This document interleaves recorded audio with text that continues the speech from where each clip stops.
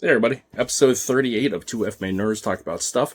I brought on my good friend and teacher, GurTuhoKruoach Belton Lubas from Warrior Strength Martial Arts down there in Bellevue, Washington.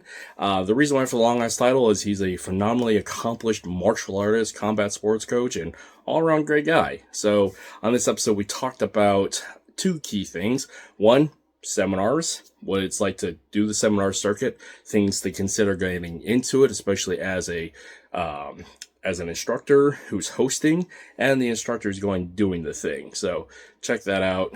There's some great insights there and some hard truths. The other thing to pay attention to is the conversation about sparring. It's an issue within the FMA community, actually just martial arts in general, but this is an FMA podcast. But within the FMA community, you need to spar more. I'm going to say it again. If you're an FMA practitioner, you need to spar more.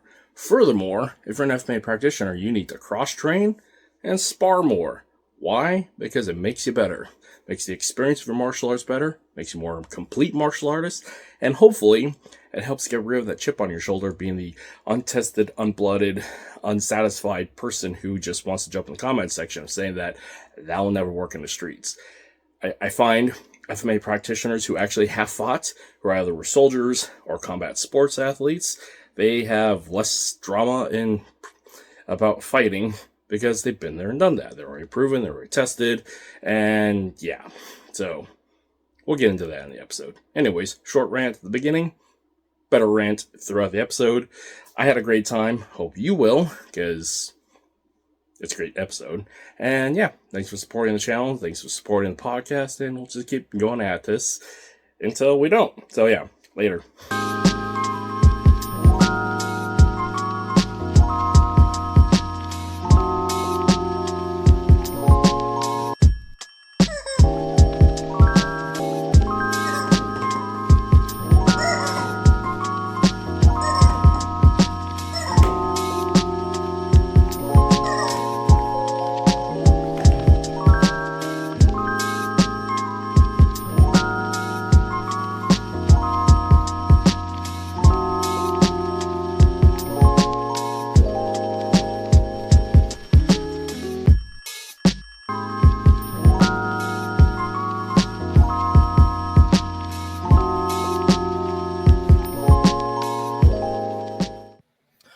Coach, what's going on, man? I'm your link to everyone. Yes, you are. You brought me back to the world after my self-imposed isolation. So yeah. Damn, you are a strict judge jury to yourself. Self-isolation, love it. I mean, that's a story everybody's heard. So yeah, we'll skip over that. So, you've had a busy summer. I mean, I just saw you twice in August and early September. But like you've been all over the place like you always are.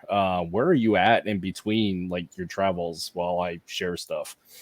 So some of my travels are just weekends, and so I'm back here in Washington, and then some travels are like Canada.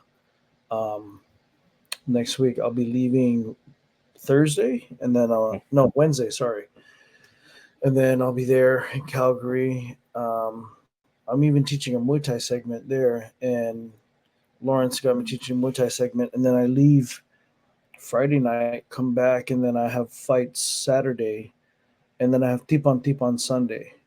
Man, I need to make it down to Tipon at some point. It's just travel is tricky for me. Yeah, no doubt. I mean, talking to a guy who travels a lot, so I get it. Yeah. Yeah. And then after Canada, I got what do I got? What's October 5th, October 16th or something? No, 12th. I don't know what's going on the 12th, but then I got Georgia, I got New Mexico, I got shit, man. Kansas City, Missouri, No. San Diego with Smoking Joe after he fights this weekend. I got shit, man. I mean, there's other places that are still Arizona. There's still other places that are still in the works too. I just can't fit them in. So I'm probably gonna have to do a calendar where I'm like, hey guys, you got to book me. You know, I can't do this 3-week notice type thing. So It's been good. I mean, there's good and bad to a lot of these things. I think what people see is that it must be cool to travel, but it's not always cool. You get tired. You're dealing with, it affects the family life. It affects everything. Your gym, your business. I think when people think it's cool, they only see the just like anything else. Social media, people see the cool shit. Post a video, they do this, but nobody talks about the story behind the story. It's Right. different, and that's where a lot of I don't want to call myself a master, but that's where a lot of instructors and grandmasters and masters suffer. It's the unspoken part of that. Affecting family life, affecting personal life, personal business. If we're on stage, we're on stage. So, but what happens backstage is tough. So it's a lot of that. I think just not talked about. So Right. when people say, "Oh, da, da, da, I'm happy for you, congrats," but and what am I supposed to do? Like, I don't want to be that Debbie Downer guy. It's just like, oh, this is going on in my life. No, so you're like, oh yeah, it's fun, blah blah blah.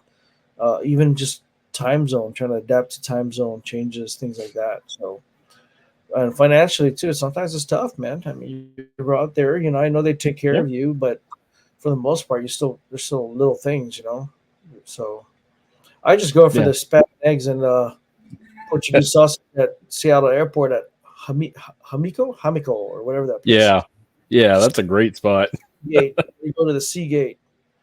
Be throwing gang signs. Seagate. Um, No. Yeah, that's a great spot.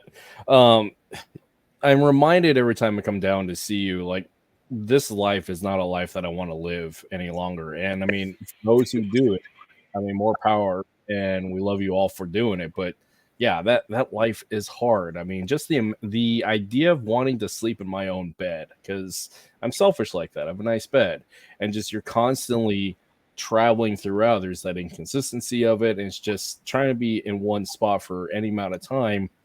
Yeah, you got to go hustle, you got to go do the work and travel where it's going. But I mean, just that time to breathe in between is got to be something. I mean, oh yeah, it's tough. so when it But comes to traveling and asking for seminars, what is some of the protocol? Because you got a lot of people trying to get into the seminar circuit, trying to go do the traveling coach thing. But I mean, what are some of your travel tips and protocols that you would recommend somebody going into it? you better make sure that you got your business at home in place. So Hmm. I can't stress that enough. I'm not just talking about your personal business. I'm talking about your business. Yep. So being a full time martial artist is cool, but usually a lot of guys that travel have a gym, or they have a maybe they have a job that allows them to travel. Hmm. It's clear to take this off.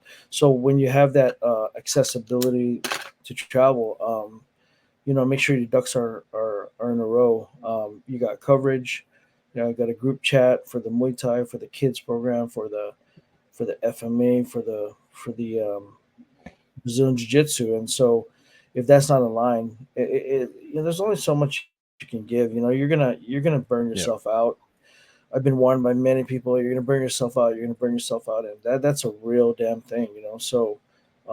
um, I think if you plan it just right, and you work that to where you don't end up, you know, killing yourself, then you'll be Yeah. fine. So that's one. If you got a 3 hour seminar, I think the last seminar I just did, I actually didn't know how long I was going to go. So if you have material, let's say it's 3 hours, right, and you're doing a 3 hour seminar, Hmm. when you do seminars, you can go over basics, and you can go over like stuff, but what happens is sometimes you lose people, and Hmm.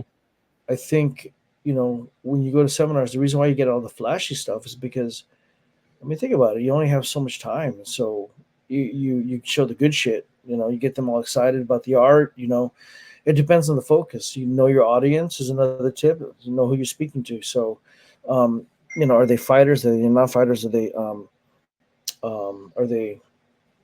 are they? Are they are they regular students? Are they uh, weekend warriors. So when you know that, sorry guys, just had You're a busy man. yeah. So you if you know your audience, then you can plan around that. But you should always be prepared for curveballs.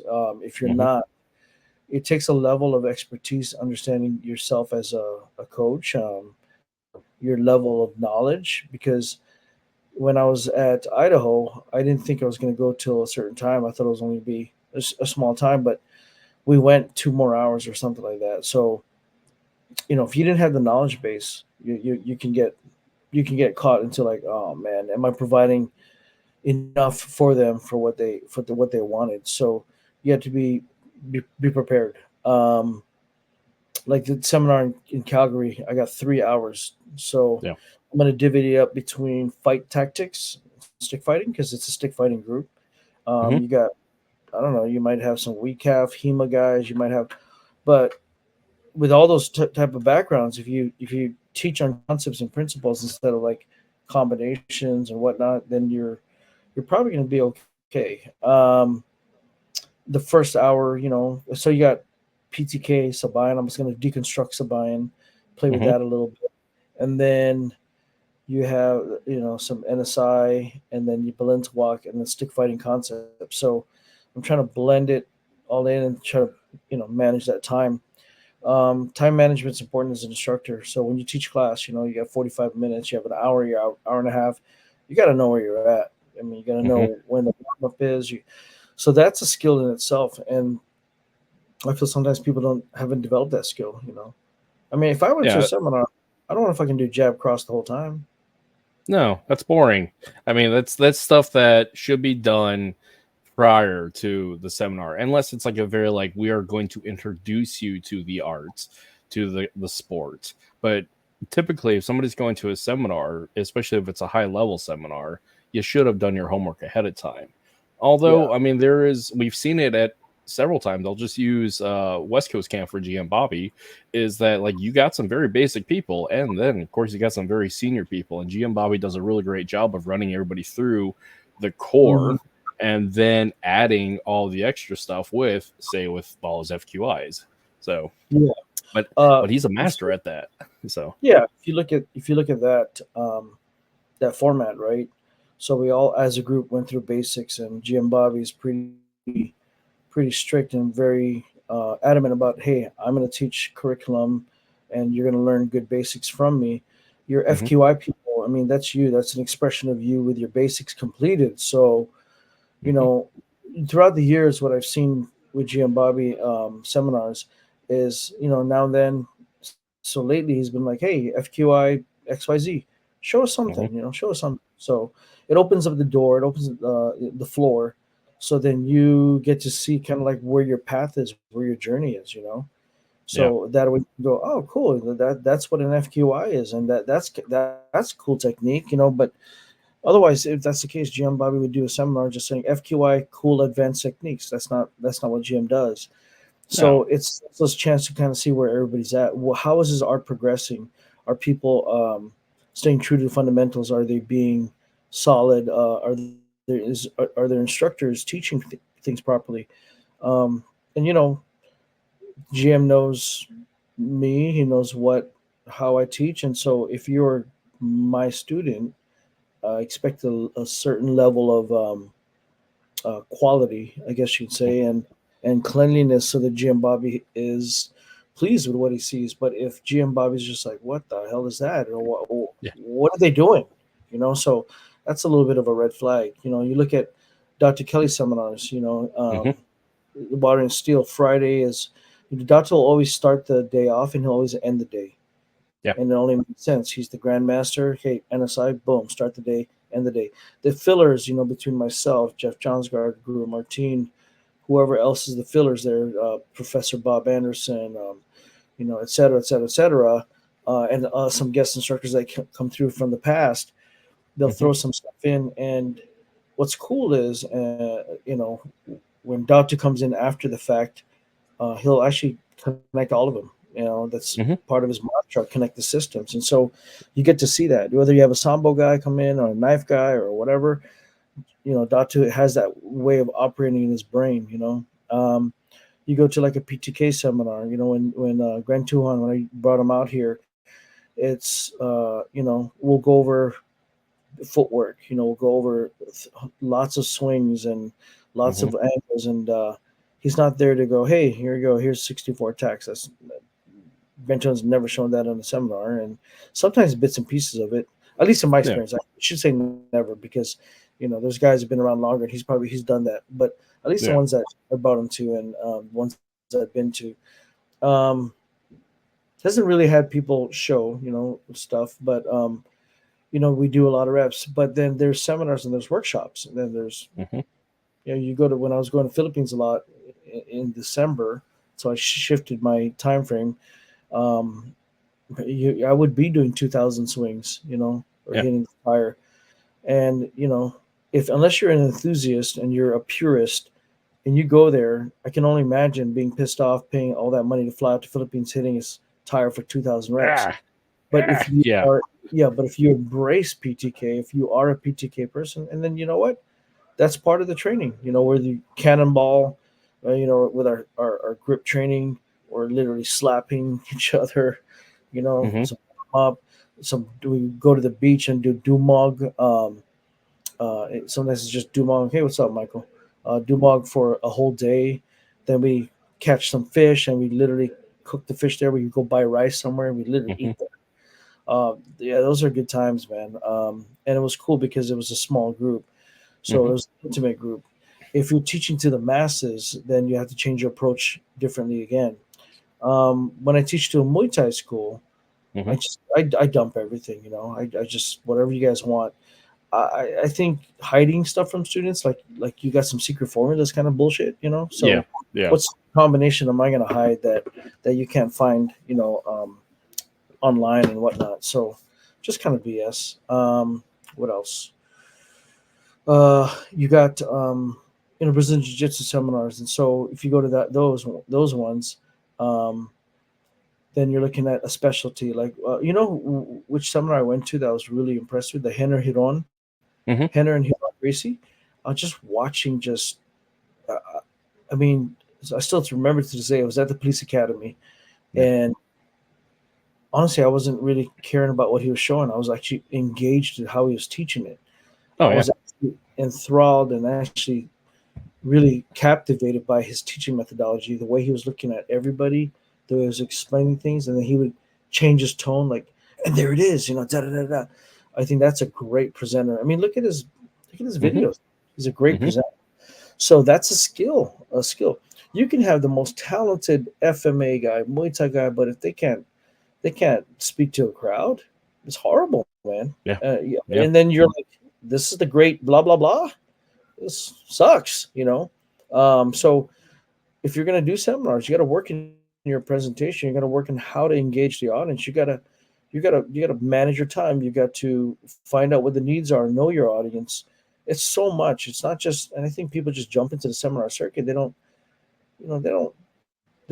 even taught a group class. They don't even have a school. They don't have students, or they've never taught in front of 30 people.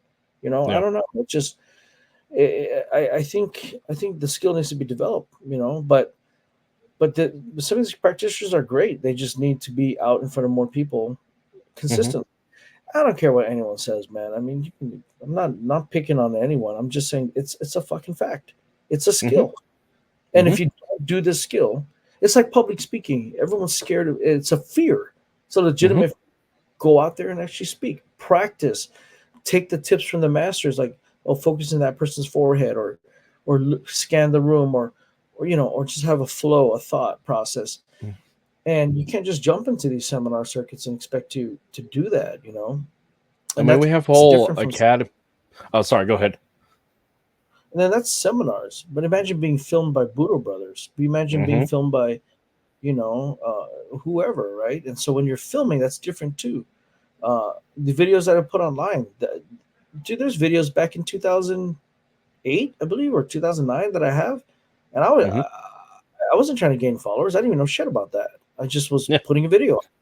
I just wanted to put a video out. I just don't know. I'm like, oh, how's this Facebook thing work?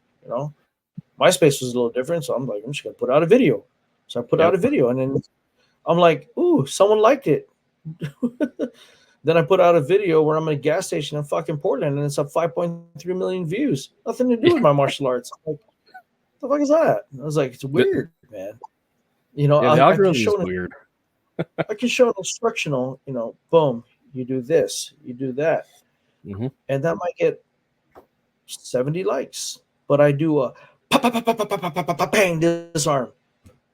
And it's like so many thousands of views. I'm like, it's interesting. Mm-hmm. So are you fighting for social media presence? Or are you actually wanting to explain the art? Or, is your audience FMA enthusiasts, or are you trying to capture the general population? You know, I'm not on TikTok as much, but I played around with it during COVID. Looking Yeah. back and just watching, one of my coaches, Crew Micah, Crew Micah Brown, he exploded during COVID. And the key thing that he 170 maybe more thousand followers on Instagram. But I remember he came to my Muay Thai camp wanting to learn Muay Thai, and not he already knew Muay Thai. I should say he came to my Muay Thai camp and wanted to just kind of affiliate with my group. And you know, now he's kind of world famous. You know, I've done striking videos with him, dynamic striking, and also Mm-hmm. Striker's Guide. And but I may be his career eye, but he's more popular than I am, and that's another thing too. I got to put my ego in check. Mm-hmm. So you understand the social media game is different now. When people are getting popular, people are getting known. I'm pretty sure grandmasters get a little butthurt, you know, or people that their teachers get butthurt. Right Mm-hmm. now, you're my student, are you not? Yes, I am. Yeah, let's say your podcast blows up to a certain degree of popularity. You know, if my ego's not in check, I'd be a little envious. I'm like, well, who the fuck's Kurt? I'm his guy. Yeah. So I think sometimes we just need to just be proud of these students too, because it comes back to me anyway. You know, people say, "Oh, Kurt, who's your teacher?" I know Belton. So That guy. yeah. So why be? I don't know. It's, you know, as you get older and you start seeing things a little differently from the first time you're this guy to now Mm-hmm. you're that guy to where they're doing that to you. Things change, and it's cool to like reflect back and when you were that student. You know, the whole embrace yourself as a student mindset to kind of say, wow, I got to humble myself, you know, or be proud of your student because they are becoming you, if not better than you, if not Mm-hmm. greater than you. You can't be the greatest, man. I No. last night, I don't even know if I was going to make it home. Yeah. I thought I was going to go to urgent care. It's so Oh no. embarrassing. So like 3 weeks ago, I was on crutches. I popped my Yeah. knee out, and you know, I'm 48 years old. I've been doing this a long time, and you know, I got 20 something year old fighters. I'm hanging and banging with these boys, and it's tough. You know, you hold pads. You know, Mm-hmm. I clinched with Julia last night. I held pads for her, and she's a beast. But I went to I was closing the school down. I was like, man, I need to get some food, and so I said, hey, you guys want to join me? So some of my students were like, yeah, sure. They all were on their way over there. I stepped in my car, I put my foot out to push and slide my ass back in, and all of a sudden it went pop. The same pop I when I was passing guard when I was doing grappling, and I started getting back in grappling because of my shoulder surgery. I'm like, I gotta take it easy, but now my knee went. So I'm like, oh fuck. I'm sitting there in my car, and then I go to the restaurant. The guys had to carry me out because they're like, we should go to. I'm like, no. This happened before. Backstory is I went to the hospital to get X-ray, get an MRI, and all that other stuff, or get approved for an MRI. And as I was hobbling out with crutches, I stepped and it popped back in.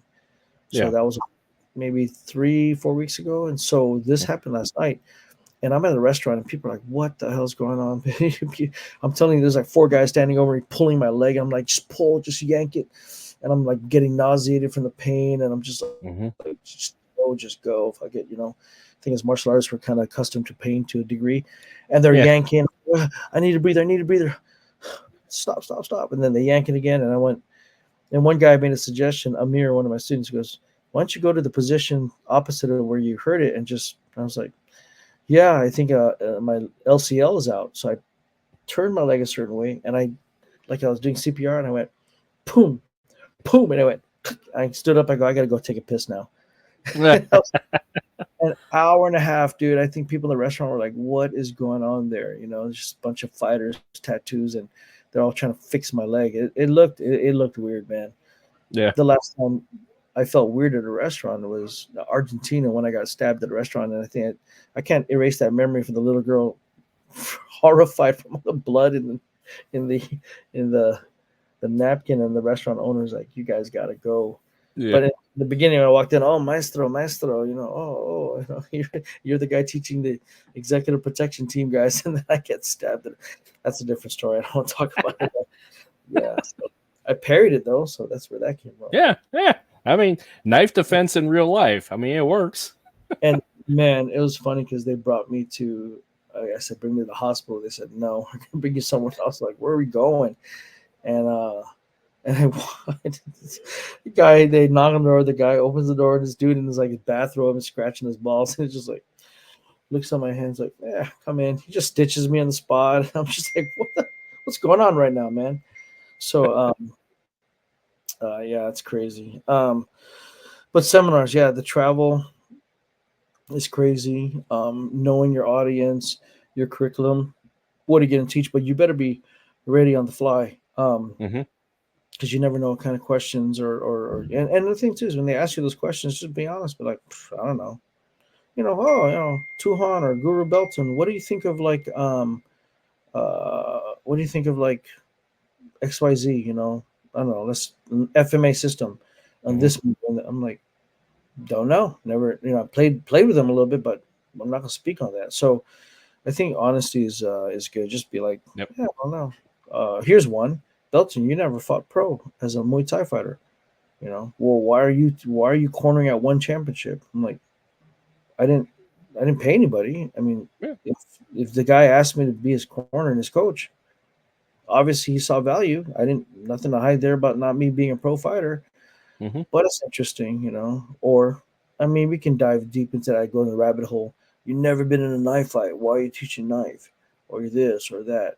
I mean, your hand illustrates that you were technically. So yeah. I've had a couple of situations. Let's just leave it like that. But still, it's just interesting how people. I don't think. I think if you can teach a subject matter and not say that you are, let's say, I'm teaching Brazilian Jiu-Jitsu, but I never competed at Pan Ams or Worlds. Teaching a subject matter in Brazilian Jiu-Jitsu, I don't have to validate that by being a world's competitor. Now, if I'm a 3-time IBJJF world champion, and say, come learn from me on how I finish these guys with my 3 awesome moves, that's different. That's different, right? And if the people come to learn, they come to learn. There's a difference between doing that and being honest and being a fraud, paper dragon.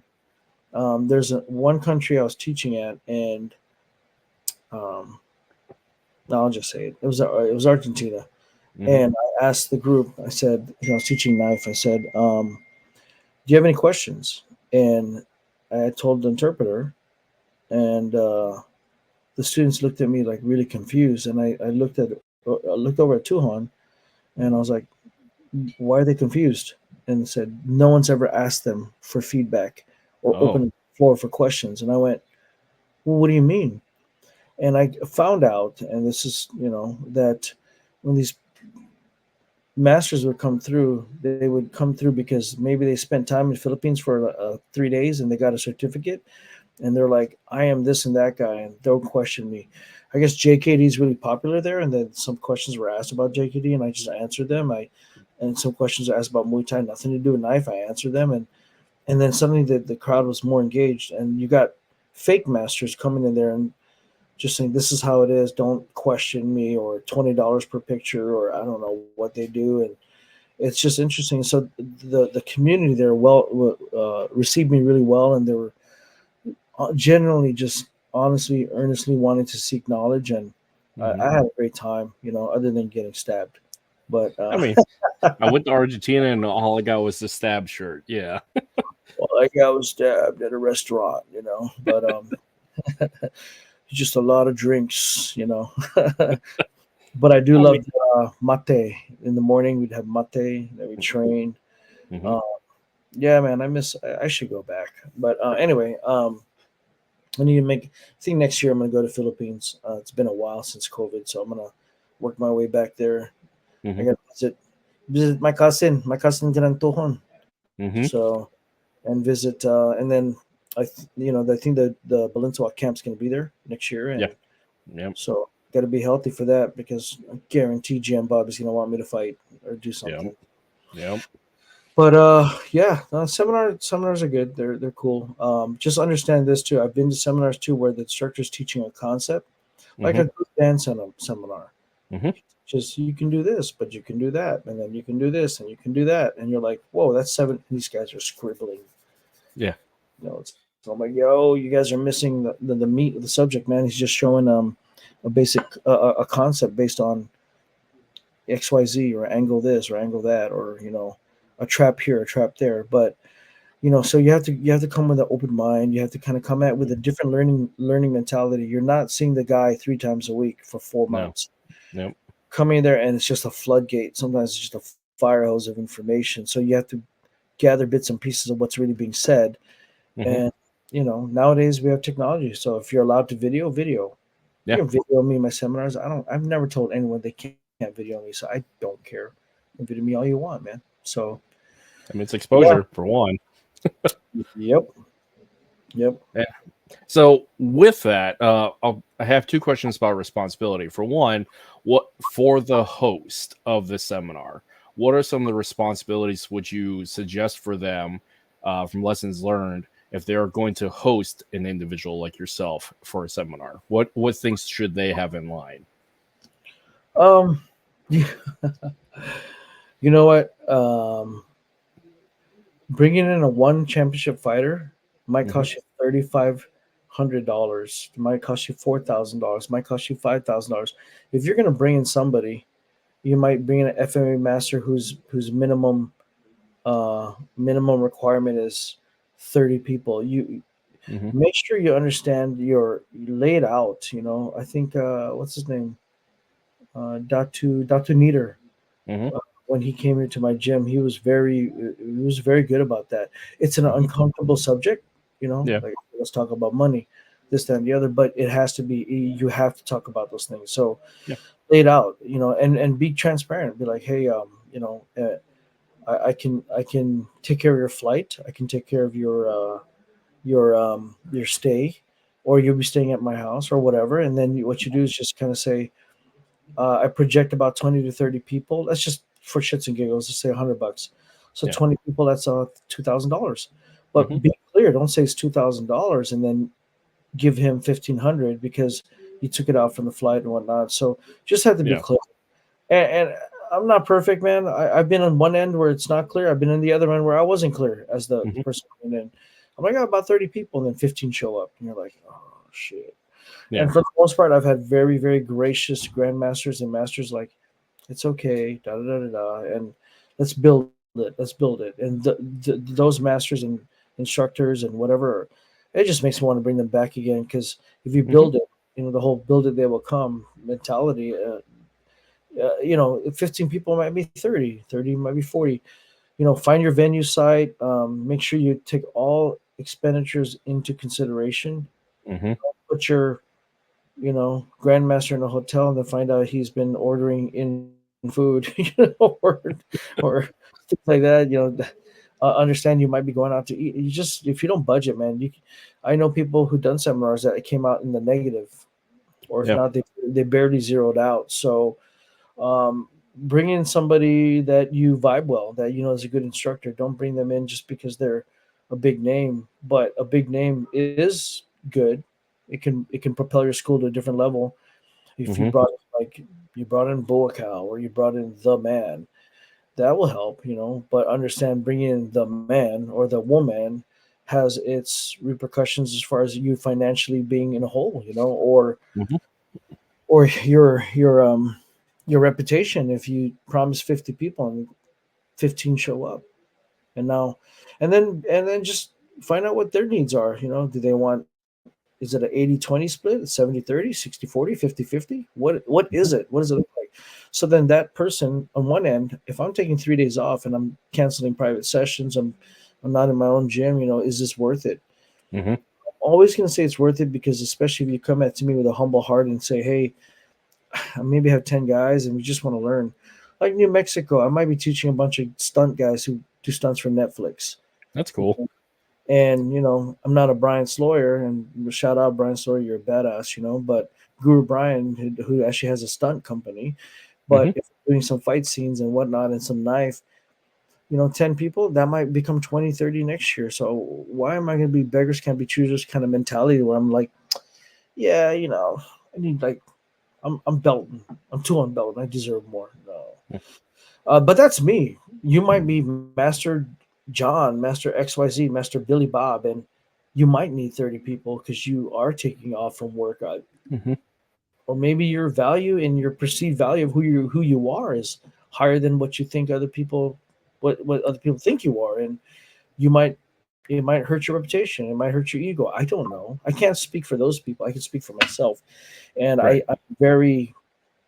I'm pretty easy to work with, but don't take that as a sign of like, oh, Bill, come and do for free, But I've been in I've been in a lot of situations where I just came there just to help promote the art, help that student, and from the bottom of my heart, just want to just see them succeed in one form or fashion. I got a guy I'm training in Costa Rica right now. He'd love to bring me out, but financially it's tough, and so we do Zoom calls. Yep. He's like, well, I have this much dollars. Can I just send you via, Zelle or whatever? And I'm like, don't worry about it, man. I'm in the Yeah. gym anyway. So, I don't know, whatever you want to call it. You can call it charity work, but to me, it's like it's building bonds and networking relationships. Hmm. That's priceless, and so you can't put a money number to that. No. Now, if I'm great Grandmaster Belton 20 years from now, and I can't travel as much, and that's all I do, and I don't know, maybe $5,000 is what I want. I don't know, but that's not me. Yeah. And some people are like that, and that's nothing wrong with that, man. Nothing wrong with being honest and being a man who says I got to provide for my family and pay my bills. Yeah. But if the communication isn't clear, then that's when it can be a problem. You know what I mean? Yep. Hey, what's up, guys? Brent, Chris. Well, So we have a couple of guys on Instagram. We have Mark and Brent over there as well, and Cameron. So everybody says hi. what's up? What's up? Yeah, so I'll be in Calgary doing FMA. New Mexico, I'll be doing some FMA with some Netflix. There's Nice. stunt guys, but I'll be doing a Muay Thai seminar, and then the next day doing that. And I met this guy in Thailand when I was out there. So he has a school. He's a pro fighter, Mark Entenberg. He's also a WBC representative, Okay. WBC Muay Thai. So again, building those networks and relationships. So I think being a multi art person helps open up his doors. But Yeah.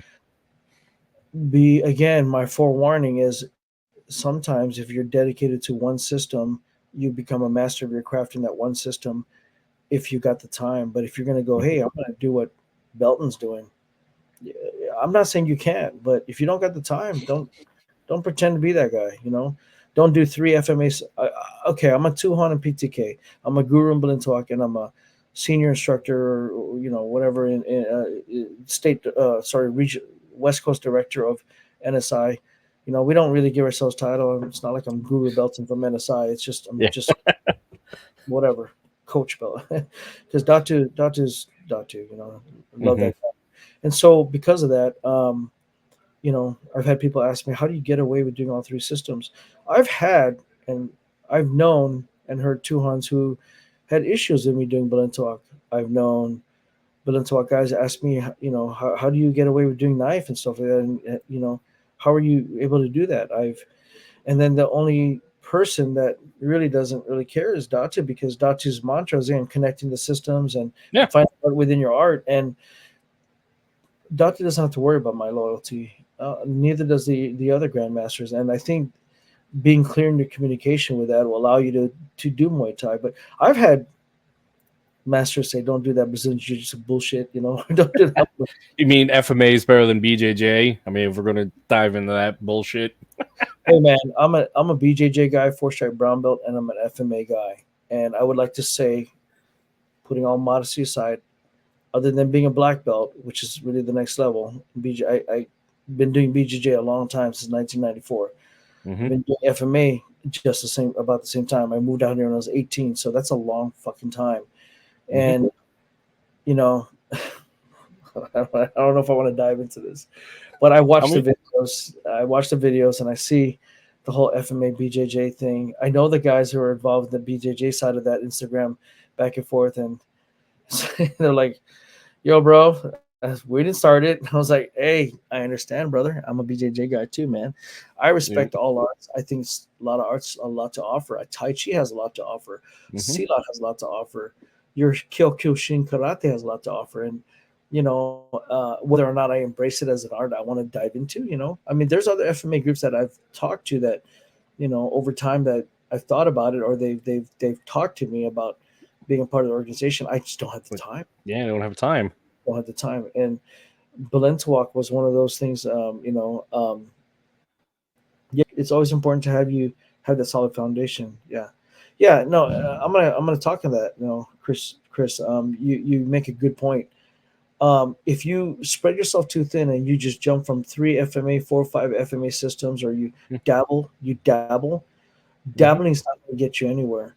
You're just No. a conglomeration of stuff, but your base foundation can actually help with the other arts that you do. Mm-hmm. When I do my Muay Thai and then I get into clinch and I get into hand trapping, they're like, "Where's that from?" I go FMA.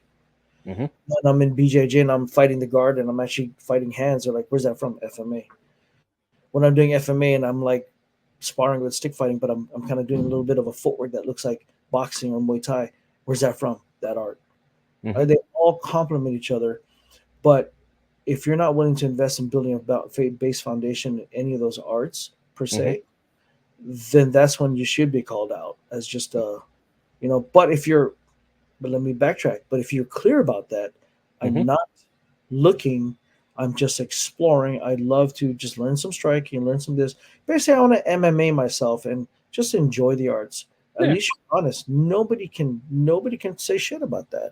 Yep. But if you're gonna claim I'm this and that guy in that system or whatever, then do that system and teach that system as that system. Don't be, Yeah. don't teach BJJ and then make it something weird.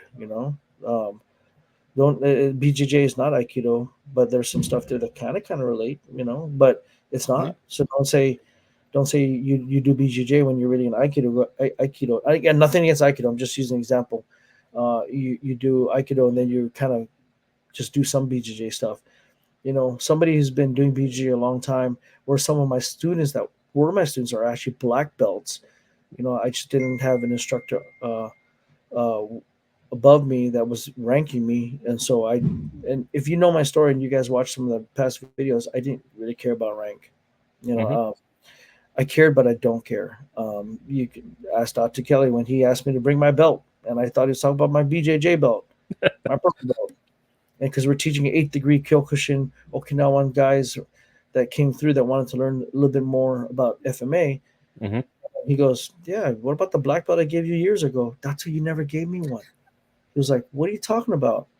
Same thing with Grand Tuhon when he was like, when one of the Tuhons goes, "Why are you ranking his student above him?" He goes, "What do you mean?" He goes, "You're giving that guy Agalon and Belton is nothing." What? You you just told him to teach. So, and then I ranked up pretty quickly after that, Mm-hmm. you know. But BJJ too, a guy was like, trying to give me a brown belt because Hinata Verissimo Sharuto sent Professor Eli Trevino from Wakazashi Jiu-Jitsu to come give me my brown belt. And I said, respectfully, Professor, we've Mm-hmm. never rolled with each other. I haven't even rolled with Sharuto. I brought Sharuto, who worked with BJ Penn, Mm-hmm. after the fact. But he was just like, dude, you deserve to be a brown belt. And I'm like, whatever. So I said, test me, test me. So I had to do 130 plus moves, throws, different positions in BJJ to earn my brown belt. Every rank that I got, I earned, and no one can fucking say shit about that. And that's Yeah. one thing I will put my foot down on. And I don't go around talking about I'm this guy. I am that guy because I earned it. Well, the So proof is on the mat. The proof is on the mat, in the cage, and in the ring. Your body of work shows that, and this is even before social media. Yeah. exactly, social media is a cancer. It's a wonderful tool, but it's bullshit sometimes, you know. So you gotta anybody can be famous. Anybody can do the right thing, the right algorithm, the right timing. Like when you post, you don't post on a Sunday. I do it because I don't care. Sometimes I do, but in the beginning, I found out you got to post a certain time when people wake up. You got to do it not on a Monday, but on a Tuesday, never on a Friday. There's all these. You can actually pay for courses, and truth be told, I did, and I found out when I looked through the course, I'm like, I do the stuff already anyway. It's called common sense. So social media is dangerous, but it's a wonderful thing. And the whole BJJ FMA thing, I'm not trying to skirt that, guys. It's look, they all have something to offer, and it comes down to, you know, here, okay, there was a guy trying to stab a guy at the Wynn Hotel in Las Vegas. Yeah. I didn't use FMA, I used BJJ. So which is better? I'm not saying BJJ is better either. I'm just saying, which did I use? You just used the tool that worked for that situation. Dude, I grabbed him and I threw him and I put him on his belly and I did a knee on back, not a knee on belly. And I grabbed his fucking belt. I grabbed his collar, his jacket, which is like a gi. So those who say no gi's the best, I mean, come on, man. You don't walk around naked in the streets. I grabbed his jacket, if you want to. I grabbed his belt.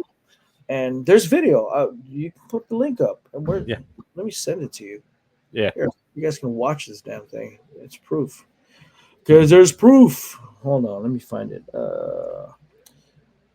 Can you look up and go to Facebook and just I'll find it. I think Las Vegas. I was with a one championship fighter and I was teaching a seminar in Las Vegas. Be one of the guest instructors, and we heard Joe Coy ate at the Wynn Hotel. So like, let's go to the Wynn Hotel. My fighter Julia was there with her dad, Joe, and Joe not to what. So I also have social proof. So there was a commotion going on. I found out after the fact that the guy was slapping food out of people's hands and he was urinating in public. So they kicked him out. And as they're kicking him out, he was fighting them. And so we're eating our dessert because the buffet is about to close. We got there after the seminar late. And I'm just like, whatever, dude. It's just a commotion. And it started getting closer and closer and closer. And I looked at Joe. You guys don't know who Smoking Joe is. Look him up. One championship. I cornered him against Tawan Chai and Luke the chef. And so I go, Joe, do you want to handle that? He says, oh, hell no. That's a dude with a knife. So I was like, all right. Okay, I got this. They pushed him against those columns, right? And he was reaching the table, and I yelled, I go, hey, he's grabbing knives. And I'm like, oh my God, dude. First I said, I don't care, dude. Just go fight the guy. But then as he started grabbing weapons, I'm like, dude, someone's going to die. Someone's going to get stabbed. And I didn't, okay, people think, oh, knife fight. Oh, I'm going to run over there and be a knife fighter. No, dude, I didn't really care. I don't care. I paid food to eat. I'm going to eat my damn food. You deal with that, security guards. But then when he started grabbing weapons, evil happens when good men do nothing kind of mantra. I'm like, all right, dude, I got to step in, at least help these guys. Because I was like, there's like 3 of them or more. They couldn't handle that. Yeah, I'm calling you out. Wynn Hotel security. I emailed you guys. Said, hey, I didn't even get a free buffet, so screw you guys. I said, if you guys need some help with your freaking training, let me know. I'm more than willing to help out. You know, I know a guy. I know a guy. He might be bald. And so, dude, he grabbed one knife. He dropped it. He reached over, grabbed another knife. And that's when I was like, shit. So I jumped off because we were on there's this place. It's like a little bit raised. And I went downstairs, small flight, and then I ran up to him and I just did a judo throw, a BJJ throw. It would have been different if he was in front of me and I did an actual a throw, but I grabbed him from his back and I just I went like samba. I kind of clipped his thigh, slammed him on the ground, and I was like, oh dude, this is like freaking marble tile. Better be careful not to break his head. Right. You got to think about those things too. You guys have to think about those things too. You can't just teach self-defense and you don't teach about the other things that happen afterwards when you defend yourself or you get involed.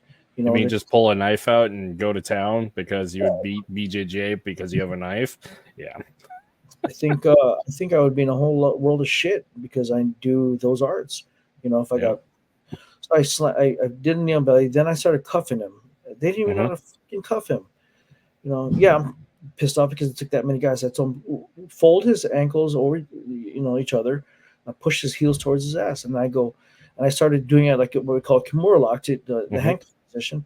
I go, give me the other arm, and so I pinned that arm, and then I'm like, dude. So I did when you do a Kimura, you just bent the elbow, then I clack, and then the video, you could hear him going, "You're trying to kill me! You're trying to kill me!"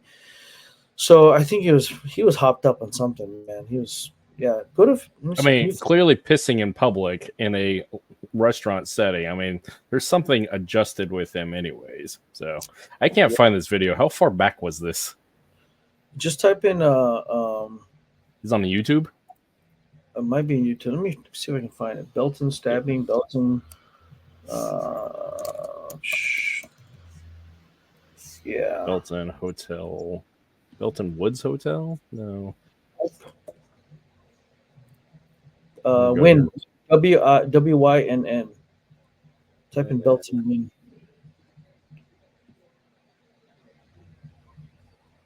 There's a bunch of reviews on here. I mean, it's the algorithm. Win Hotel. Let's just go to your YouTube channel.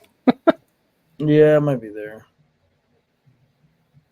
Anyways, so yeah, what were we talking about? Oh, FMA-BJ. I personally think when it comes down to it, the practitioner here it is, right here, dude. Oh. Okay, let me share the link. What do you want me to do? Just message it to me. Yeah, throw in the chat or just message it to me. Okay, I'll message you right now. Let me see your messenger. Because this issue about third-party Good Samaritan self-defense, it's a tricky subject because as a skilled practitioner who has history. Hey, girl, sent your messenger. Go play it. Are people still watching? Yeah, there's people watching. Either way, it's going to be on Spotify and YouTube anyway. Eventually. Did you throw the Facebook Messenger? Yep. Watch me get prosecuted for manhandling a dude. Oh, there it is. Pull this up. You should put the volume. You're killing me. I didn't kill you. I could have.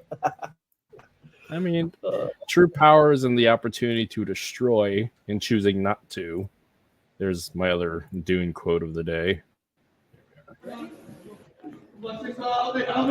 this. Okay, go back. Look how many people it's in. So you can see me in the Warstring shirt. What are you trying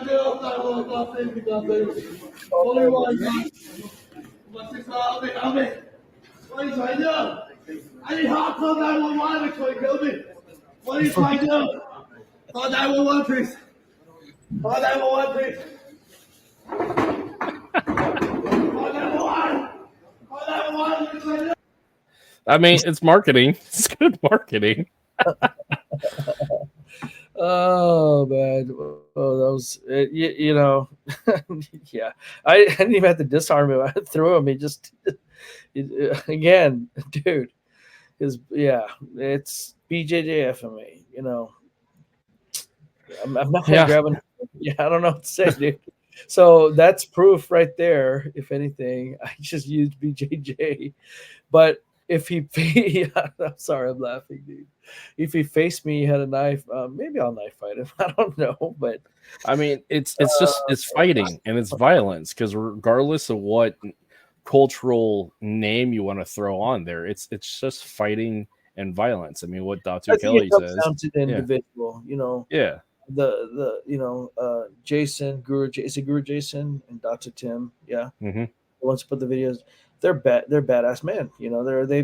They've seen stuff. They've done stuff. I'm not talking smack. I'm just laughing at the exchange back and forth on social media. I don't even want to jump in. It's just I'm like, I do both, guys. So I'm just keeping quiet about it. And I know Jason said he's in BJJ too, but they're tough men. They've got valid points. You're gonna gouge people. It's funny. You get BJJ guys and they try to do MMA and then they get punched one time and the world changes. For them, so it goes both ways, man. It goes both ways. But if you grab pieces of each that you can, the attributes and the 90%ers of what's going to be successful, yeah, man, you can totally, absolutely, get the best of both worlds. Now, the argument I feel like it's happening online is if you have to choose one or the other, Yeah, but and I get that. So I personally can speak for myself. I love both arts. Yep. That's why I do it. I was at Grand TUHON in Chicago, and TUHON Herald was showing a Dumog move, and next to me was a black belt Carlson Gracie guy, and we looked at the move and we saw a BJJ aspect to it that could have been added to, if not taken into consideration.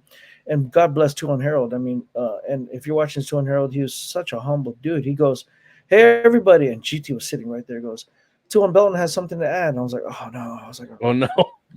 And it was a genuine, like, hey, this is pretty cool. And I said, because when TUHON Herald came by, he's like, "Well, this is what I would do," and I was like, "Okay, but I would do this," and he's like, "Well, I can do this," and I go, "Then I do this," but that's my grappling experience. Carlson Gracie black belt was there, and we both kind of looked at each other and whispered, because we saw an opportunity from a BJJ perspective. I mean, I know, man, this podcast is going to cause some shit, but I don't give a shit. Yeah, that's what I'm here for. they were all there, dude. Yeah. And TUHON Herald goes, "Hey, TUHON Belt wants to show some stuff," and I was actually worried because I didn't want to disrespect, TUHON Herald's presentation, because all the TUHONs were kind of showing some stuff, and then GT was sitting there, but GT was actually watching too, and they're just like, "Oh, well, what is TUHON Belt going to show?" And all it was just a neon belly thing with in a lockdown position with a stick, and I just mentioned that where your weight displacement is and the neon belly and how you hold the neon belly, you can easily be swept if you don't do this, or you have to do that. And I swept him, and I borrowed the Carlson Gracie black belt because he knew what I was going to do, and I wanted the guy that does the art to be my uki. I actually told him, "I go, you do it." He goes, "You're the TUHON. I'm not doing it. I'm not going to get involved in that." I go, "All right." So I did the move, and it was a good, and everybody just kind of just made the small adjustment. It was nothing. I wasn't taking anything away from the presentation. I wasn't discrediting anything with TUHON Herald or PTK, but TUHON Herald brought up an awesome opportunity for just kind of like a small little adjustment. And I really, to this day, I give him props for that, because it takes a lot for a man to kind of just say, "Hey, what do you have to say, John Doe? Add that in there. Yeah, show us some stuff." And that humility, it stayed with me. I'll never forget that. And it took a lot for him to do that in front of everybody, and all it did was bring our group closer together, and we shared knowledge, and it was a wonderful moment, in my opinion. I hope TUHON Herald would agree, but I had a great time, and I love TUHON Herald. And GT just sat there, just like, he didn't do nothing. He didn't say anything about that. But it's just adding rocks to the pile of like the accomplishments. That is, Here's the thing about this day and age too. Everyone is training. UFC caused a surge of people going into MMA gyms. So you have to kind of understand your attacker, your opponent.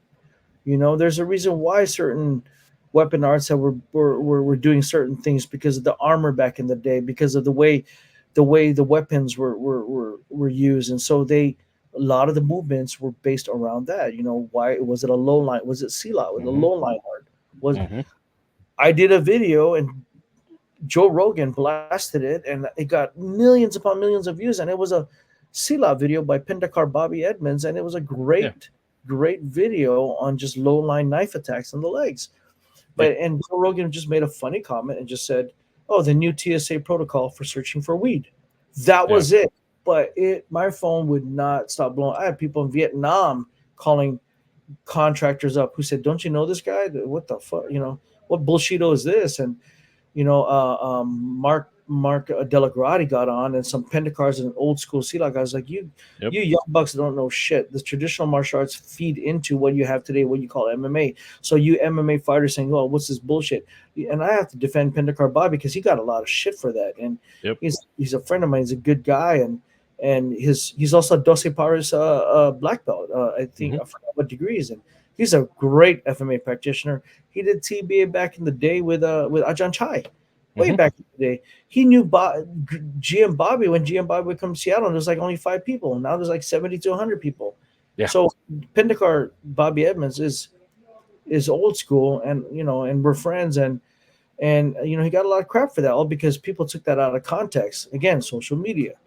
But well, it's the whole depth thing and width, because you got a lot of MMA fighters or MMA practitioners, people who want to be that, is they cherry pick from a wide swath of things, but their martial arts IQ and experience is only like an inch deep. So it's like going across the Platte River in Nebraska. It's a mile wide and an inch deep, just like their experience in martial arts is all over the place, but their knowledge set is only an inch deep.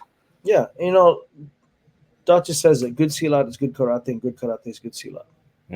There's a relationship in a lot of things, but I think to get to like that thinking, that NSI type thinking, you have to be at a certain level of as a practitioner, and see things from 10,000 feet in the air, not just at face value.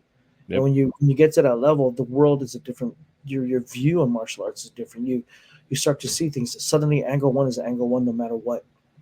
Whether it's an overhand in a Muay Thai, whether it's an actual reverse grip stab overhand, or you can actually come in with a standard grip, or you can be a stick angle one, which is an overhand. Dude, let's not get caught up, guys. Respect the traditional, teach it pure, honor your masters, honor your grandmasters, but understand there's evolution. And to say that is not true, it's actually neglecting how the arts evolved anyway from back in the day. So I call bullshit. Go do your damn research. See who the master's training with and watch the evolution. Do not think for one moment that grandmasters aren't watching everything and making their thinking, their process of as a fighter, a practitioner, and a master isn't kind of coming up with scenarios. Case in point, GM Bobby, one of my tests. I was showing pop, pop, pop, pop, pop, pop, and he's standing there going like this.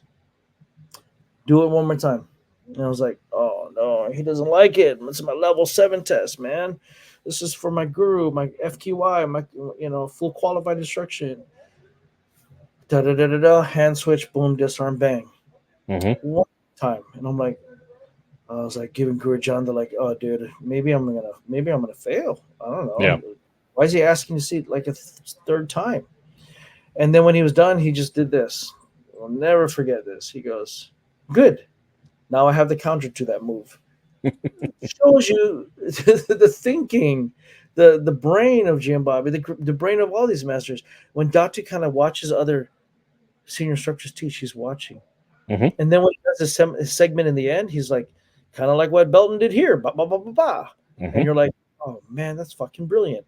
But we all want to be that guy. We want to be grandmasters, grand TUHONs. We want to be GM this, GM that. But man, that's years and years of practicing, exploring, heads growing the art. Fundamentally, it's still there, but don't you think they've actually had a thought process and an evolution in the making? Yeah. If you've been around long enough, and I call all you guys out, have you not seen a grandmaster change a curriculum a little bit and adapt? So now we're doing this. Now we're doing that. Why do you think they did that?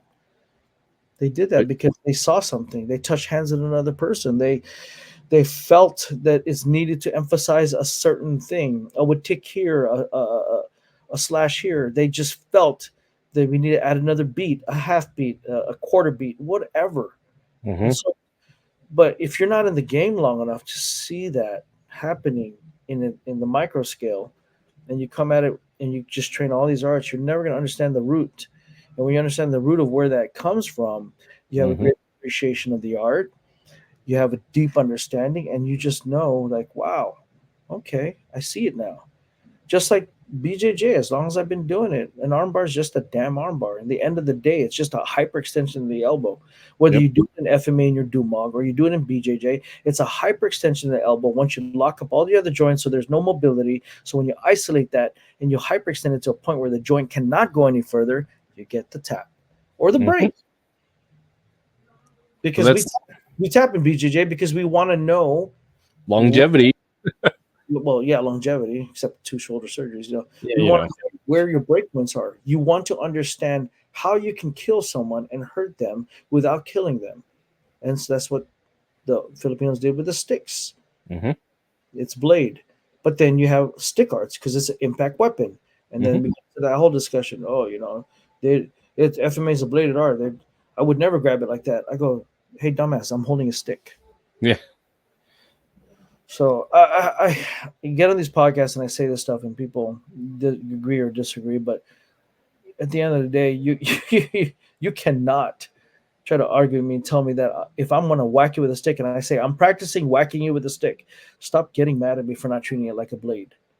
If I'm swinging and I'm slashing, I'm doing this, I'm doing that, and I'm like, hey, I'm practicing blade, then I'm practicing blade. But that's my personal journey. We get so too judgmental, and I think that's where the problem is. Oh, it's the whole like filters and pre-verbal qualifiers, because the filter of the person viewing is based upon their bias and preferences and experience and education versus the person who's demonstrating, who clearly knows what they're doing because it's their own expression, their own demo. So, and without putting context and pre-verbal qualifiers as to this is what I'm doing, this is where it comes from, and the reasons why I'm doing it. But even then, social media, people don't read, people don't listen, they just see, and then they already argue because they just want to argue and not actually consume the data and actually have an interesting discussion or a learning opportunity. A fight is a fight, man. In one of my FQI demos, I disarmed the stick and I threw it at the guy's face and I just came at him. You can't say that that's not FMA. I mean, whatever. It's a fight. I'm gonna do whatever I do. I don't get that. I got into a situation with 10 guys at my last location, and when they cornered me in the parking lot, they're pissed off because they knocked the guy out.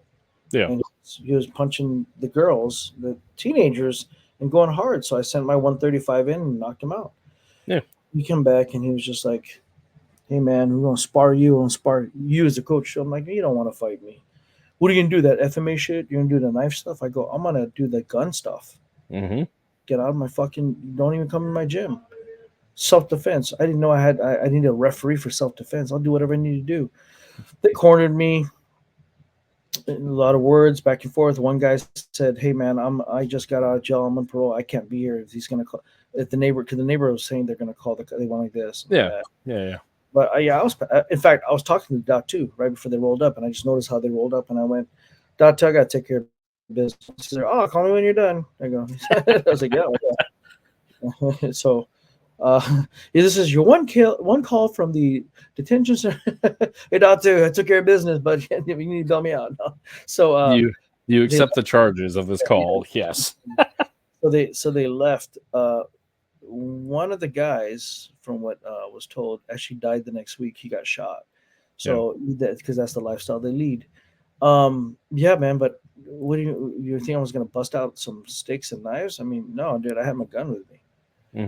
You're coming into my place of business with malintent, and I had kids class starting. I was like, no, that's not going to happen on my watch. So that did happen, and I ran into the guy years later. And this is a good story for you guys because this is a part of what forgiveness does. So I went up to him and I was like, hey, how you doing, Jason? And he was just like kind of taken aback, and he kind of had his guard up, like, oh, are we gonna throw down? And I just said, hey, man, I saw your feed. You're still training. Are you gonna fight again? I'm really happy you're still training. And that threw him off, dude. You want to talk attack by draw? And I attacked by combination him. I went, hey, man, I'm really proud of you. You're doing well. And if you ever need anything, I coached you at one point, and I know, you left the gym, blah, blah, blah, blah, blah. And he goes, he didn't know what to say. He's like, thanks, coach. And then as he was walking away, dude, he turned around and he goes, I just want to apologize. I was drunk that day. I made a bad decision. I was angry. And I was like, we all make mistakes, man. I would be one to lie if I've never made a mistake. I make mistakes. And then he walked out of the Safeway with his chest a little higher, his head held higher. I go, that's fucking martial arts, guys. Not this bullshit fucking fighting. And dude, I won that fight. And then here's the thing. He won that fight too. His inner demons.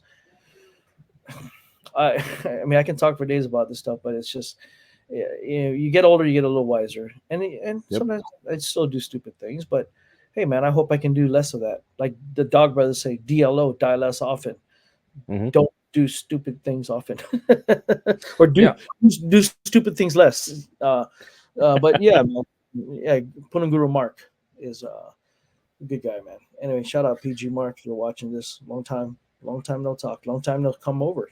Anyway, yeah. So yeah, that's. I don't know how we got into FMA, BJJ. But fighting's fighting, dude. I don't care. You can use your Tai Chi and ask Guru Singh. Harinder Singh, his Tai Chi is sick, and he's a fighter. Shout out to Guru Harinder Singh. Sifu. Sorry, not Guru. Sifu Singh. So here's a question: when it comes to like depth and length and history of martial arts, what do you say about people who abandon their martial art to go to something else? Like in my case, I have black belts in Taekwondo and Shotokan. I also have a Krav Maga background. Like I don't actively participate and practice in those arts. Do those black belts become invalidated, or what should I do with that? Because I know there's a lot of martial artists out there who have the same thing. Because like if you're in your 40s in America as a martial artist, you probably started in a Shotokan or a Taekwondo school, and you probably don't do it today. I would say Kurt is a fraud. He's AWOL, and we should ban him from any martial arts. Screw you, Kurt, for abandoning the Taekwondo. No, I'm kidding. No, man, it's gonna come back. You can't hide neurology. Neurology is a real thing, and so you have repetitions. And if you have perfect repetitions, perfect reps become permanent. So you're telling me you're gonna abandon it? You never abandoned it. You started a new journey of learning. You started a new neurological connection to movement in your brain. You didn't abandon it. So shit, man. Did I abandon my Filipino because I'm an American? No, it's still part of you. Yeah. You can't hide the fact you did 5 to 10 years of that. It's gonna come out, and when it comes out, you're like, "Oh shit, that's kind of cool." Yeah. Now, moving your journey to another art, that's not abandoning. That's called just starting another journey. It's all perspective and how you phrase things too. So if you and people say they abandoned it, that means that they're trying to deny the fact that it's in their system, and they ask them to do a taekwondo kick, and they go, "What?" And you're like, "Abandoned shit. It's there." It's there. But I don't practice it anymore. I go, then say that. I don't train it anymore, but I did not abandon it. You can't abandon neurology. Can you unlearn how to walk? No, and here's the thing: that's neurology. Repetition over time, learning how to you fumbled around when you were taller, you fell a couple times, but you got your walking down. Breathing is a skill. Walking is a skill. Your taekwondo, your kyokushin, your karate, your whatever Shotokan, that's all skills you develop. It's not refined and it's not practiced. So the myelination around that nerve, that the movement action is probably not as strong. And maybe your swinging of a stick is stronger now, but you can't. Look at trauma. That's what trauma is. It's your trauma is strengthened by the amount of trauma, the amount of like when you bench press, you want to get stimulus. Yes. There you go. Or trauma or stress load. You load is a proper word. So you're just loading yourself differently with a new skill. So, I don't think people, if people abandon it, it's usually they say that because it's a personal reason, might be a bad experience, whatever. It could be related to a master or grandmaster, whatever. So cool, man, you abandoned it. But it's not abandoned in your body, in your movement, maybe in your heart, in your mind, in your loyalty or whatever. But what do I say to the black belts? That you can't abandon it. And the cool thing is, when it comes to fighting, I'll expose that and I'll use that against you. Because if I'll bring out your taekwondo stance, I'll bring out your whatever, and then I'll capitalize on that because I know you have preset patterns based on drills you've done because you memorized 7 katas and this, that, and the other, and I'll capitalize on it. And that's being a well-rounded martial artist can see that a mile away. But if you stay in one system and all you know is that system, you can't counter all the systems. You can't. No. I mean, you have to study that too. It's the art of war. You can't just say it's gonna work. That's why if you fight and you train by concepts and principles, they cover the basis of a lot of fighting. Instead of saying, I'm gonna use technique number 72.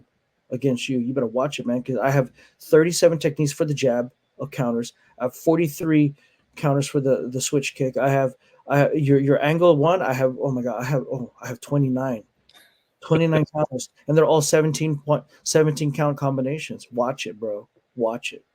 Yeah. And it's silly, dude. Look at fights. And Fights. You know what FMA guys need to do? They need to spar, and they Mhm. need to help corner a fight. And you Yep. need to watch in real time how fighters can't make the decisions real time. It's all muscle memory. But you know what? When you watch me corner, you hear me say things like, "Good level change, level change." Okay, look at the lead foot, a heavy lead foot. I don't say hit him now. Yeah. Bullshit. You have no way to process that information, what you're seeing visually, into your brain, and then speak it out, and then have that person then hear it, process it in their brain, then do the counter. Yep. It doesn't work that way. No, reaction speed alone, just as you stated. But too many people are jaded, so they study counters, they study this. Why don't you study freaking concepts and just study angles and just look at it from a different perspective? But go spar, dude. Spar. If not spar, go corner a fight. Watch fighters. Watch a coach and their fighter. Watch them prep their fight. I think Buddha Brothers did a documentary on that, and you can hear me saying, there you go, right down the middle, Javier. Just stick with that, with the cross. I didn't say when to do the cross. I said stick with it, and he knocked him out. You said, it's on YouTube. Check out Buddha Brothers. Everything from wrapping the hands to I'm talking about how he's dancing. I know my fighter. I was like, when he was kind of swaying his hips to some bachata music, I was like, oh, he's in the zone. I know when my fighter Mason was gonna beat the guy whose family and friends flew out, 170 tickets sold. They requested to walk out after us, even though we were red corner. When I couldn't find his mouthpiece, and it was in my pocket, in my jacket, but I thought it was in my pocket. I said, Mason, all I have is Albert's mouthpiece. Albert was the main event, which we won. We won the belt, and we won that too. And he goes, I don't care, coach. It's just a fucking mouthpiece. Just put it in my mouth. I'm gonna take care of this guy. I was like, we're gonna win. I was like, we're gonna win. And how do I know that? It's not even in preparation, which we did. It's not because we prayed before the fight. It's because his mindset. I was like, so watch that. GT talks about mindset. Kill in 3 seconds, kill in 3 moves. There is no defense. There's offense and counter offense. If you keep thinking defense and you're always this, if you're on offense, you're putting them on defense. I use PTK concepts with my fighters. I use the words GT says, harass them, harass them. And then people give shit, tease weak half, but isn't weak half guys? Isn't Dossi Bars do that too? Like a lot of with ticks. So if I'm doubling up on jab, pop, and I'm harassing you, putting in the defense, bang, there's that low kick. It opened it all up. Again, concepts. I didn't give him do the 7 count combo. And even then, you hear me say a number, and guess what that number is? I go, just give me 7. And the reason why I say this, I just want my person driving forward. 1, 2, 3. They pause, broken combinations, 5, 6, boom, 7. That's hard to read too. Instead of like a very, very rhythmic. We practice rhythm, tuck, tuck, tuck, tuck, tuck, tuck, tuck, tuck, tuck, tuck, tuck, tuck, tuck. But sometimes you need to learn how to break rhythm. You need how to break footwork. You need to break. It's just a lot, man. I think, like I said, FMA, BJJ spars all the time. They do a move. They go live roll. So instead of just learning Sinawali patterns, why don't you put on some fucking padded sticks and see if you can pull it off? Yeah, that would be a game changer for a lot of FMA practitioners. And some FMA like Grand TUHON, he spars. He sparred TUHON Mick on one of the when I was there. Dr. Kelly on his birthday, he did all the rounds on his birthday. Exactly, he sparred. Jim Bobby was a fighter. So before you go get your paper dragon certification and you learn from a paper dragon, maybe you should find out. So I sparred in Quezon City, fought there, PTK stuff all the time. I sparred all the time. I would train fighters. I see fight concepts, and then I teach combat, and I teach combat sports. So there's value in that, but it comes down to also, again, do you have the time? Everybody want to be that guy, but Guro Belton or TUHON Belton, how do you do that? Man, dedicate as much years as you have with what I do and the way I approach things, and maybe you can get there. But that's my journey. Don't base it on. Don't be Belton. Don't be Bruce Lee. Belton's Belton. Bruce Lee's Bruce Lee. Be yourself. Yep.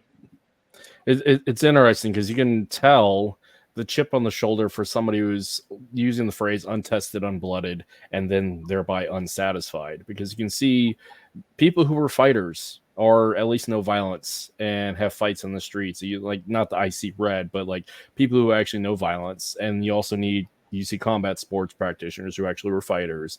And you can tell with martial arts. And what I find is the people who have the chip on their shoulder, for one, have never fought in the street, never been in the military and done combat, basically, again, never tested, never blooded, and continuously unsatisfied. And they're limited to a single data point of just the thing that they do in said controlled environment. When the fact is, they can have the courage to go out and do this stuff. They just need to have the courage to go do it and check that ego. It's tough because you go to school, you don't want to be like, I'm this guy, I'm here to spar. I get it. It's, we find out, we had a Seahawk come in here and train.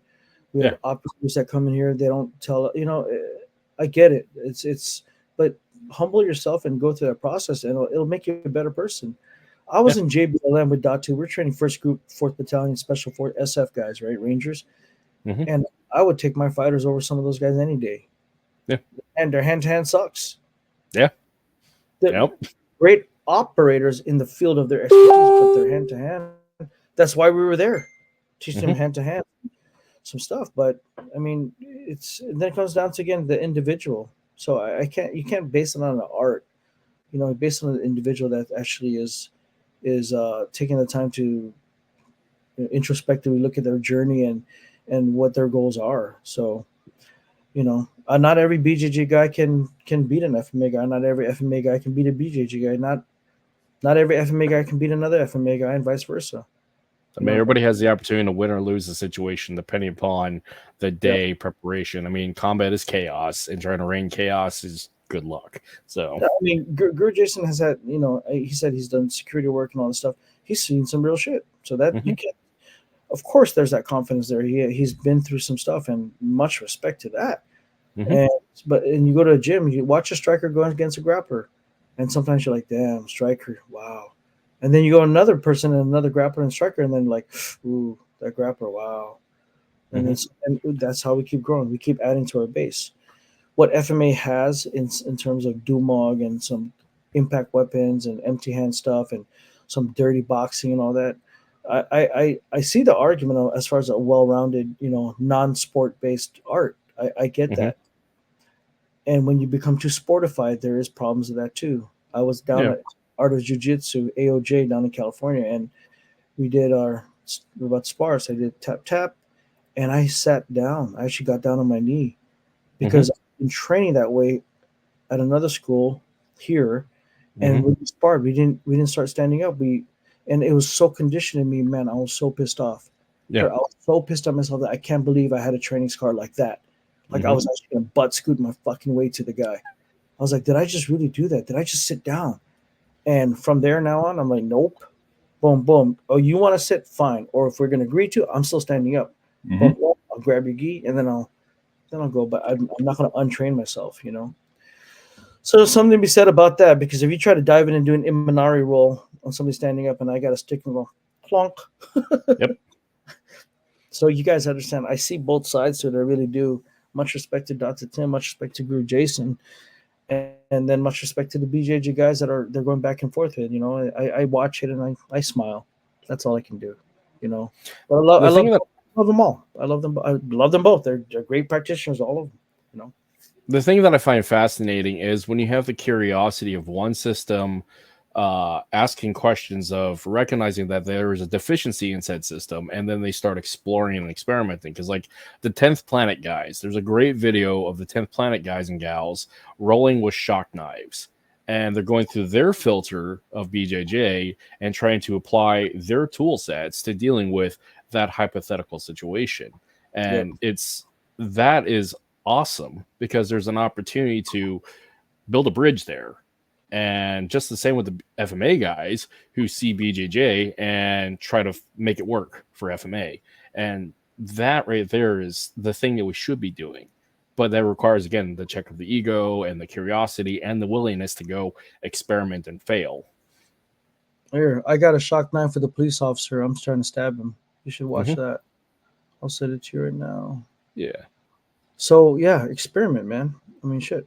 Officer Craig, who's also a brown belt in Brazilian Jiu-Jitsu. That dude's cool. Put that up. Yeah, put it up. Yep. And he told me to come at him like a regular person, and I think I also went in at like a little bit of FMA-ish. Yeah. Pull it up here real quick.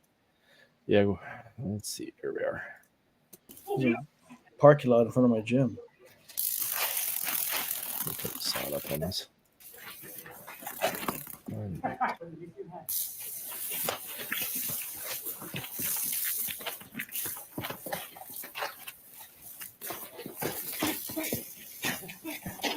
God, I love this kind of training because I was doing this with our local PD years ago.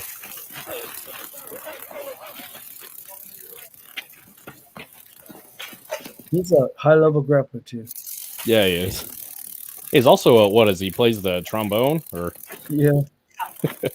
Well, I don't know. Yeah, he pulls out a gun, but dude, by the time he's pulling out, I'm closing in. Yeah.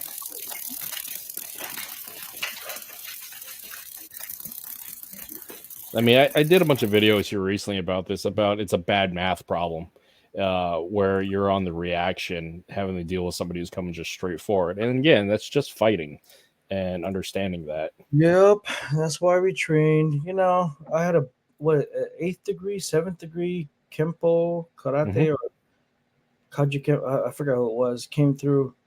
Datu didn't tell me who he was. Didn't tell me his degree, and we started just touching hands.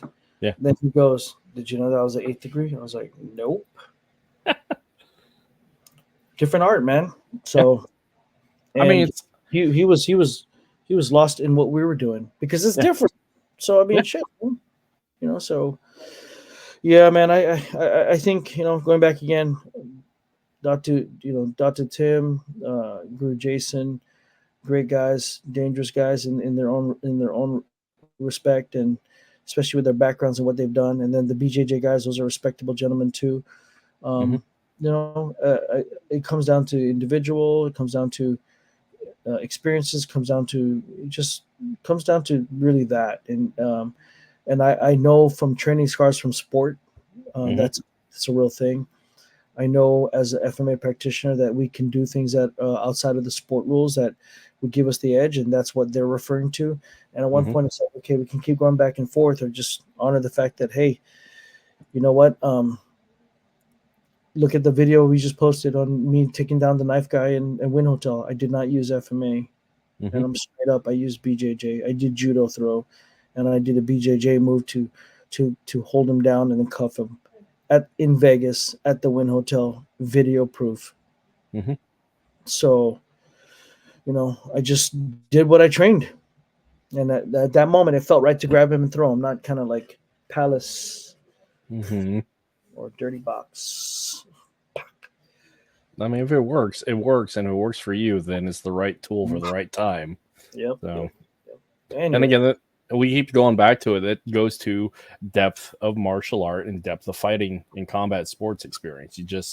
When you limit yourself to a single data point, you're already a step behind. So, yeah. Yes, sir, Guru Errol. Yes, you're right. Hey, good beard. I can't grow a beard, man. That means I'm not full Filipino, because how am I having a beard, right? I got a lot of Filipino guys like, dude, how do you do it? I'm like, man, I kept shaving, I kept messing with it, and then finally I'm like, oh, there it is. But yeah, you know, I figure if I have a beard, I look badass, right? Like tattoos and a beard, look like tattoos, bald head, beard, yeah. Dude, no one questioned me. Made me do seminar now because I have that. No, just kidding. Yeah, no kidding. Huh?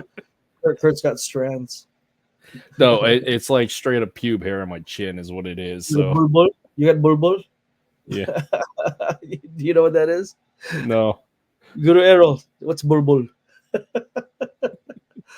It's Niroboto. I don't Oh, you know, man. for a while I didn't know I was speaking Ilonggo versus Tagalog, and my parents are from Iloilo. That's why Kwentuhan calls my cousin. But I would get mixed up. Am I speaking Ilonggo or Tagalog, or am I understanding? Yeah, Guerrero call. That's what you got in your face. You get some bulbul. But yeah, man. That's why I got back into FMAs, because I grew up in Guam, an island boy, but I wanted to. I saw that. I'm like, whoa, what is that? My dad's like, well, your Lolo did that. I'm like, why didn't you teach me? Because usually associated with gangs and Yep. this, and when you got families fighting each other, sometimes people get killed, and so it's not a very popular thing to teach your hey, we're gonna put you in some FMA. You get called out, then you have to fight. So, but find out my grandfather fought guys in the province. The farm situation there, fought like numerous guys, and my dad was like, oh yeah, Palisong. I'm like, Dad. So it's like, no, I want you to focus on your studies. Okay. And then what did I do instead? Went to FMA. I was like, nope, I'm going to learn about my culture, what we have to offer. It's beautiful, man. Yeah. So, yeah. I mean, I if I was to make an Instagram video, I would talk about the beauty and why FMA works. And I could say, this is what I'd used in BJJ when I was in a knife situation in Vegas. They both work. And I go, the situation will present itself. It will present itself, and your training will go and divert to what you know. So, yeah. Anyway. Oh man, I don't know how much time that you have, because I know you're. I actually have to run some errands, and then I've got this national champion coming from a Stan country. Man, you gotta watch out for these Stan people. Yeah. Uzbekistan, Kazakhstan, Kyrgyzstan, Turkmenistan. Yeah, so I'm get kind of excited to see what this champion has to offer if they're gonna join our gym. So, and Sweet. then I have a Hawaiian Filipino guy coming in, and so I haven't seen him in years. FMA and Muay Thai, great Muay Thai practitioner. But yeah, I'm leaving LA this weekend. I'm leaving to man, I need my glasses. I'm like, He's just saying bye. Oh, okay. Saying bye. Okay, brother. Yep. Yeah, I'm going to LA this weekend, and then Calgary next weekend. So I'll be in Canada, man. Eh? So should be fun. And then I'll post stuff up where I'm going next. If you guys are in area, if you want to come through, whether it's North Carolina, I'll be there for the World Camp, or Georgia or Texas. Texas is in the works too, and then Or Alaska. San Diego, Alaska. We talked about that right next year. So Yeah. But anyway, I can't see all the comments. Are there any other comments I should address, or anybody? It's just, I mean, you got Girl Errol busting our chops here. You have a D-Man from YouTube saying he'll catch it on the replay. I mean, that's just basically it. I mean, this will kick back up on the Spotify. So, yeah, okay, it's fun. All right, man. Well, any other questions from the crowd? Let me know. Drop a comment. I'll answer it. You post the links to that shock knife. The Vegas little knife situation, if you want, in the I'll throw it in the comment feed for people to look at. And then yeah, man. Other than that, again, I want to be clear when I'm talking about like abandoning arts or this. That's all your personal stuff, guys. I think a lot of times people get on podcasts and too many people get butthurt with with what other people say, including myself. These are my experiences. You want to get butthurt, then you need to reflect on yourself and why are you getting offended with my experiences. Yeah. I said I love BJJ, I love FMA, so I love Dr. Tim, I love Guru Jason. We met up in the Legacy, and the BJJ guys, I know them, so I respect all of them, man. And no ill will, I got nothing against nobody, but I can only gather from my experiences. And then the whole abandoning thing, whatever your reasons are for leaving somebody, and you truly want to abandon that art, go for it, man. I mean, that's your personal shit, man. I can't speak for you. I don't know what happened between you and that master, and but understand you're never abandoning it. It's still part of you. You cannot, and you can deny it all you want, but that's where I put my foot down. I'm gonna say you liar, because you can't go 5 years and say I never learned a taekwondo kick, or I've never learned this. You learn something. If you discarded it to the side, it's just not practice. So it's not going to come up in your neurological whatever your expression or your movement patterns. You might have changed your movement, but try doing 3 arts, and you'll see that when I look like Balintawak, I look like Balintawak, and then PTK is PTK, and then Datu is a conglomeration of Everything. modern moves that's been progressively, explored. So yeah. Anyway, I gotta go. Yeah, man. Take care, guys. Later, homie. Appreciate you, brother. Yep. All right. I'll drop you out. Happy training, bro. Well, everybody, that was one of our actually more short, succinct episodes, which is great. I'm getting better at this and actually staying on task. Again, everybody, thank you for being here, supporting what I'm doing here with this podcast. Yeah, things to consider. When I say abandoned arts, for the case of Taekwondo, for people who don't know the story, I was world champion in Taekwondo back in the day. I was trying to get ready for the Olympic trials, and I had a catastrophic injury that took me out of the running for the Olympic trials, which started a long journey of an opioid addiction. So there was a lot of anger associated with it. I mean, I threw medals and trophies away and locked that stuff away. That anger has subsided, which can, and having come to a certain point in age that I'm at now, I don't necessarily say abandon Taekwondo. For one, I don't fit in my dobok, but it's still in the footlocker next to my black belt, next to the surviving trophies and medals that I had at that time. There's some fond memories there, there's some trauma there, but it's still part of my journey. And as for any other martial artists out there, it's the same thing. Just because you stop doing an art for whatever reason does not mean it's not part of your experiences, and there's not just bad things attached to it and the reasons why you left. You cannot delete the memories, at least you shouldn't be able to. But point being is that's part of your legacy, it's part of your lineage, and it's not really an issue about bad and good experiences. It's experiences that add to the overall perspective and tapestry that is your life's experience. So with that, occasionally pull it out of the box, occasionally look at it, look at the memory, reframe it, and see what you can, if you can reframe it and make it like a happy memory, or find the happy memories. And also train the stuff, spar, and spar. But anyways, thanks everybody for hanging out here. And yeah, thanks to GurTuhoKruoach, my good friend, Belton Lubas, for spending some time and sharing some wisdom. So without further ado, see you guys later. And yeah, I'm going to end this anyways. Bye-bye.